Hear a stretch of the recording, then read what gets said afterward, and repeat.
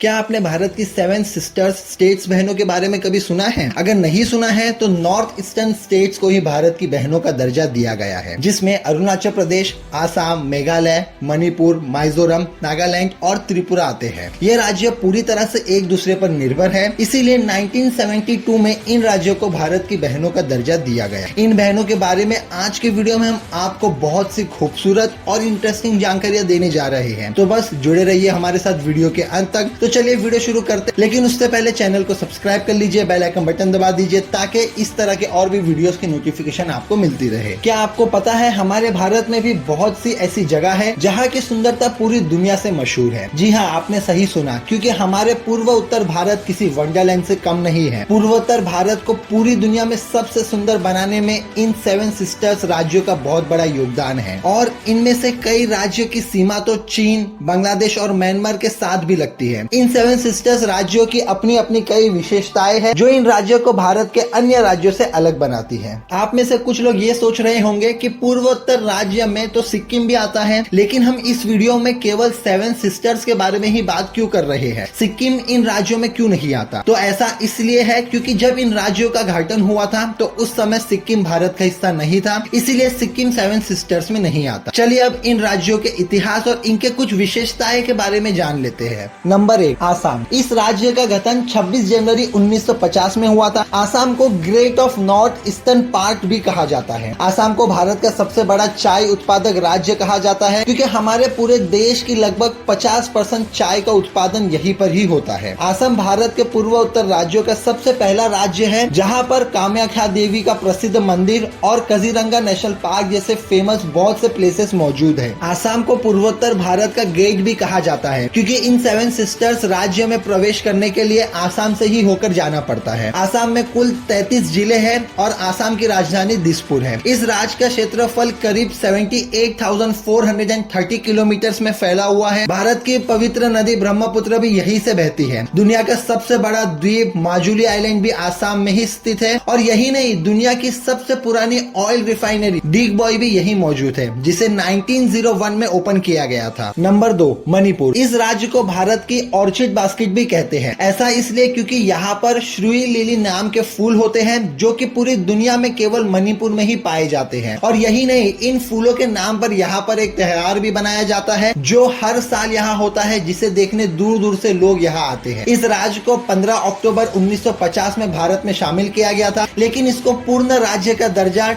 21 जनवरी 1972 में मिला। इस राज्य का कुल क्षेत्रफल 22,347 किलोमीटर है। इस राज्य में कुल 16 जिले हैं। मणिपुर की जनसंख्या लगभग 28,55,990 है। इस राज्य में दुनिया की एकमात्र फ्लोटिंग लेक भी स्थित है। इसके अलावा मणिपुर की सीमा उत्तर में नागालैंड, दक्षिण में मिजोरम, पूर्व में मणिपुर और पश्चिम में आसाम से मिलती है। इस राज्य में और भी बहुत सी ऐसी जगह है जो पूरी दुनिया में अपनी सुंदरता और संस्कृति के लिए जानी जाती है, जिसमें Keibul Lamjao national park, Vishnu temple, मोहरे सराय गांव, उखरल की पहाड़ियां और कंगला पार्क जैसे बेहतरीन स्थल मौजूद है। नंबर 3, नागालैंड। ये राज्य दुनिया में सबसे तीखी मिर्ची भूत जोलोकिया, जैसे गोस्ट पेपर कहते हैं, उसके लिए दुनिया भर में जाना जाता है, और इस मिर्ची के कारण इस राज्य को Guinness book of world record में भी शामिल किया गया है। इस राज्य का क्षेत्रफल 16,569 किलोमीटर में फैला हुआ है, और इस राज्य को 1 दिसंबर 1963 में पूर्ण रूप से भारत का 16वां राज्य घोषित किया गया। इस राज्य की जनसंख्या लगभग 19,80,602 है, जिसमें से लगभग 88% जनसंख्या ईसाई धर्म को मानती है। इस राज्य के कुल 12 जिले हैं, जिनमें लगभग 100 से अधिक जनजाति रहती है। इस राज्य की राजधानी कोहिमा है। इस राज्य का सबसे बड़ा शहर दीमापुर है, जिसे हम इस राज्य का फाइनेंशियल हब भी कह सकते हैं। इस राज्य का हॉर्नबिल त्योहार भी बहुत ज्यादा प्रसिद्ध है। इस त्योहार को देखने के लिए लोग दूर दूर से आते हैं, और नागालैंड के लोग इस त्योहार को बड़ी धूमधाम से मनाते हैं। नंबर 4, मेघालय। इस राज्य को अगर हम भारत का सबसे हरा भरा राज्य कहे तो भी बात गलत नहीं होगी, क्योंकि यहाँ पर हर साल हमारे पूरे भारत में सबसे ज्यादा बारिश होती है। शायद इसीलिए इस राज्य का नाम भी मेघालय है, क्योंकि मेघालय का मतलब होता है बादलों का घर, और ये नाम इस पर पूरी तरह से सूट करता है। इस राज्य का क्षेत्रफल लगभग 22,429 किलोमीटर है। इस राज्य की राजधानी शिलोंग है, जिसमें कुल 11 जिले हैं। मेघालय की जनसंख्या लगभग 29,64,006 है। ये राज्य अपने रूट ब्रिज मतलब पेड़ों की जड़ों से बने हुए पुल के लिए पूरी दुनिया में फेमस है। इस राज्य को भारत के स्कॉटलैंड ऑफ ईस्ट भी कहते हैं। इस राज्य को खालसी हिल्स और जयंती हिल्स को अलग करके बनाया गया है, लेकिन 1970 में इस राज्य को सेमी ऑटोनोमस स्टेट भी रखा गया था, जिसके लगभग 2 साल बाद 21 जनवरी 1972 में इस राज्य को भारत के पूर्ण राज्य की उपाधि दी गई। नंबर 5, त्रिपुरा। भारत के इस राज्य का गठन भी 21 जनवरी 1972 को हुआ था। ये क्षेत्रफल की दृष्टि से भारत का तीसरा सबसे छोटा राज्य है, जिसका क्षेत्रफल 10,491 किलोमीटर है। इस राज्य के 8 जिलों की जनसंख्या लगभग 36,73,017 है। पूर्वोत्तर राज्यों में आसाम के बाद सबसे ज्यादा जनसंख्या वाला ये दूसरा राज्य है। इस राज्य की राजधानी अगरतला है। ये राज्य आधे से ज्यादा जंगलों से घिरा हुआ है। इसके अलावा अगर इसकी सीमाओं की बात की जाए तो ये बांग्लादेश और म्यांमार की घाटियों के बीच में स्थित है। इस राज्य के पश्चिम, उत्तर, दक्षिण में बांग्लादेश तथा पूर्व में आसाम और मिजोरम है। नंबर 6, अरुणाचल प्रदेश। यह राज्य इन 7 राज्यों में सबसे बड़ा राज्य है और क्षेत्रफल की दृष्टि से यह भारत का 15वां सबसे बड़ा राज्य है, जिसका क्षेत्रफल लगभग 83,743 किलोमीटर है। इस राज्य में 80% से ज्यादा जंगल है। इस राज्य की ज्यादातर इकोनॉमी खेती पर ही निर्भर करती है। अगर इस राज्य की जनसंख्या की बात की जाए तो वो है 13,82,000। कहा जाता है कि इस राज्य का नाम पहले से ही अरुणाचल प्रदेश नहीं था। इससे पहले इस राज्य का नाम नॉर्थ ईस्ट फ्रंटियर एजेंसी रखा गया था, जिसके बाद 1972 में भी वासुदास शास्त्री ने इस राज्य का नाम अरुणाचल प्रदेश रखा, जिसके बाद इस राज्य को केंद्र शासित प्रदेश घोषित कर दिया गया। इस राज्य की राजधानी ईटानगर है। इस राज्य में ही सबसे पुराना बुद्ध धर्म का त्वंग मैथ,